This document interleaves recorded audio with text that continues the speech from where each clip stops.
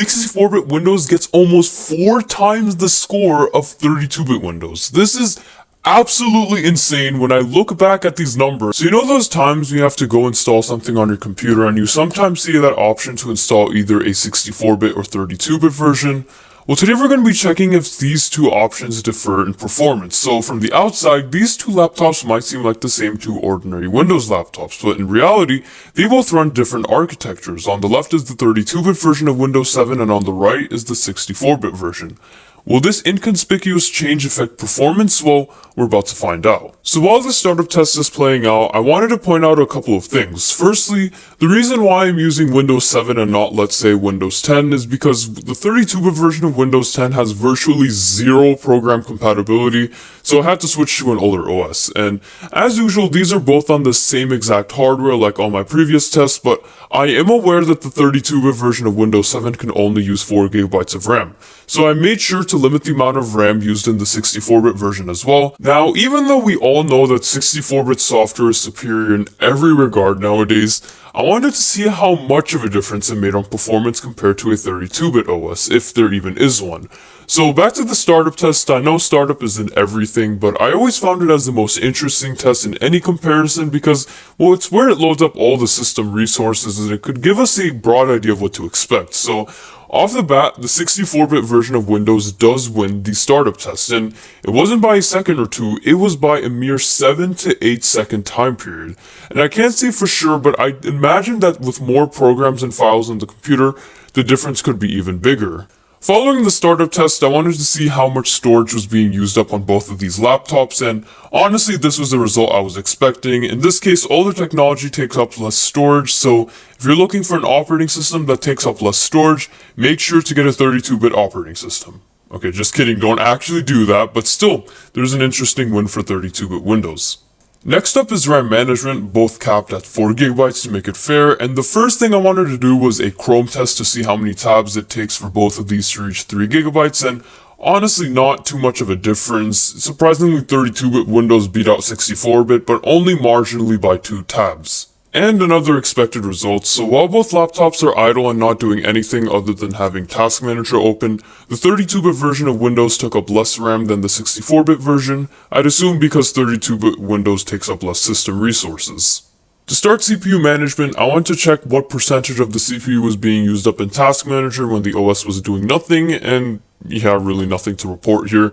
I usually add this test to see if anything significant happens in the background while the OS is running, but not this time, unfortunately. But something that actually is significant is the heat of the CPU. So after observing the lowest temperature of the CPU while nothing was happening in the background, the temperature difference between both laptops are actually very large, 64-bit Windows winning by a 7-degree difference, which was something I definitely wasn't expecting. And the same can be said while both CPUs were at their highest temperatures under a stress test, albeit the difference was much smaller. And here's another one of my favorite yet more difficult tests to conduct, the battery test, and as usual I have a variety of different applications open in the background to drain the battery, including office applications, websites, videos, etc, etc. And I came into this test with absolutely no expectations because on one hand you have an architecture that is more modern, but on the other hand you have one that is older and takes up less hardware resources, and I was really curious to see what the results were in the end, which is why I find these videos interesting to make, even if filming and editing can be a big pain. But anyways, I'm just going to cut the video since this doesn't drag on for too long, and we can finally see that the 32-bit version of Windows finally shuts off, but moments later, keeping in mind that the uncut footage you see is being sped up by 40 times, 64-bit Windows decides to give up as well, and it won by a 4 to 5 minute margin. Moving on to the Wi-Fi speed tests, like usual, I did a trial of 10 tests on speedtest.com and picked the highest download and upload scores for both laptops, and for the download speed, 64-bit Windows wins by about 6 megabytes per second. I'm not entirely sure why this is the case because I'm not aware of anything that 64-bit technology has that would give it the upper hand in Wi-Fi speed, but what's even funnier is that in upload speed it does even better, this time beating out 32-bit Windows by 8 megabytes per second, so something fishy is going on and I don't know what it is. And to see how loading times compare on both OSs, I opened a bunch of applications at the same time on both, starting off the control panel, and 64-bit Windows loads it up first while 32-bit Windows needs a moment or two to load up the icons. Now, I did speed up the rest of this so we don't sit around waiting for the applications to load, but next I tested a series of Office 2016 applications, starting off with Word.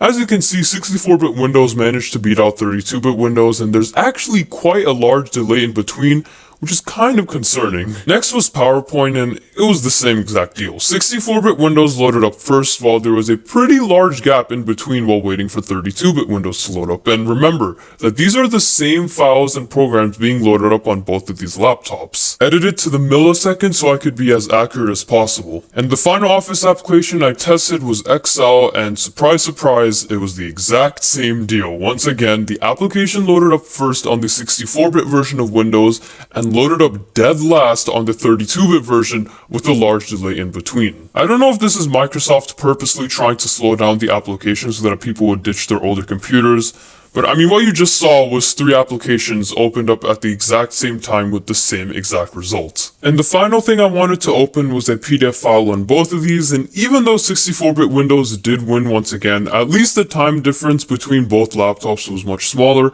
I think next time when I do something like this, I'll probably choose applications with more variety in terms of what they do, because, I mean, we just opened 3 Office applications, so kind of my fault. So moving away from application opening, I did render a pretty simple audio project in Audacity, and both 64-bit Windows was like blazing fast, and it completely rendered the entire audio project by about 2 or 3 times the speed of 32-bit Windows. Now, for something like audio editing, where it's not as heavy as, let's say, video editing, I was quite surprised by this result. I mean, audio editing, at least in my case, is not very heavy on the CPU or the GPU. Speaking of video editing, let's move on to video editing. So using a video editor called VSDC Video Editor.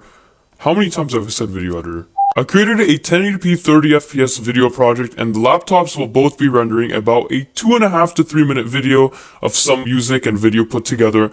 So which one was faster? Well, 64-bit, of course. Man, I'm so surprised. It won by about 30 to 40 seconds, keeping in mind that the footage you see is being sped up by 6 times the original speed. I wouldn't say it completely destroyed 32-bit Windows, but still, it did a decent bit better. And here's a quick web page loading test of youtube.com. Remember, this is a web-based test, so no CPU or GPU loads in this one, and really, I didn't expect one to destroy another in this test. Even though 64-bit Windows did better than 32-bit Windows, they were so close that I doubt a different architecture affected speed, so let's just move on. Next on the list is transferring a file from a USB to the laptops themselves, and I'm just going to cut this short. 64-bit Windows won, but only by 6 seconds, considering that this is not sped up footage, so this test doesn't really signify anything. A 6-second difference doesn't really mean anything in the real world. If I did the test again, there probably would have been a chance where 32-bit Windows beats out 64-bit Windows. There's always % error in all these tests. And last test before we get into the benchmarks is the VirScan test. Again, sped up footage, but in terms of scanning speed, unlike file transfer, 64-bit Windows did way better than 32-bit Windows, and not by just like a mere 6 seconds, rather 40 seconds, so wow, there's a result I wasn't expecting.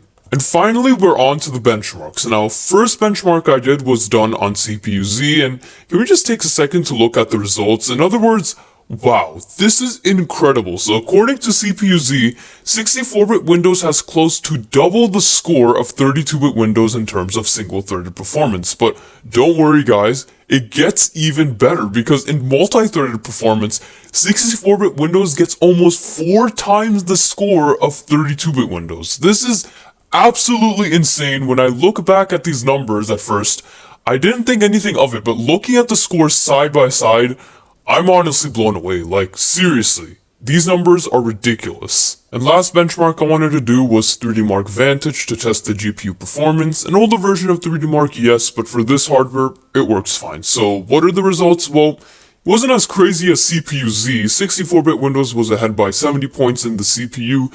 Maybe the ridiculous difference in speed was there in CPU-Z because Chrome was open in the background, in 32-bit by accident, but I really doubt that. But anyways, for GPU performance, 32-bit Windows was ahead in this regard, but only by 12 points, so I don't really think this means anything in the real world, at least for the GPU. Okay, so the verdict here is basically this. Don't ever get a 32-bit version of Windows. Just don't, ever. It only won in storage, GPU, which wasn't even that big of a difference, and RAM-wise. And even with RAM, I didn't even consider the 4GB cap that 32-bit Windows has. 64-bit Windows consistently kept winning in every test I threw at it no matter what, unless you consider the ones I just mentioned for 32-bit. Unless you so badly need 16-bit program compatibility, if you all even know what that is, or you are an extremely low-end hardware, don't ever get the 32-bit version of Windows, and that's my verdict. Anyways, thanks for watching, and I'll see you all later.